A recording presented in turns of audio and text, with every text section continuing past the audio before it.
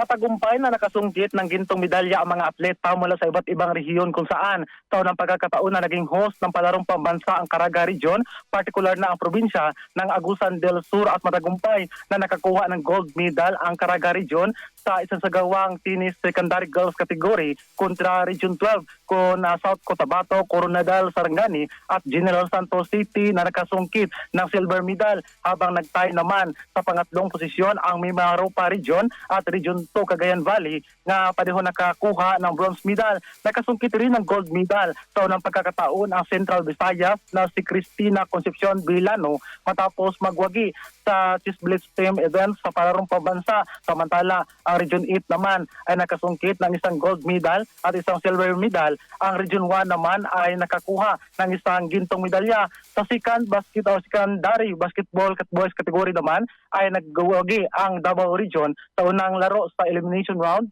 ng palarong pambansa 2026 laban sa Ilocos Region sa score na 96-34. Sa ngayon, ilang mga sport events pa ang isinagawa sa napapatuloy na palarong pambansa. Para sa palaro Tuagsor 2026, Radyo Prince de las Marias, Tatak Armen.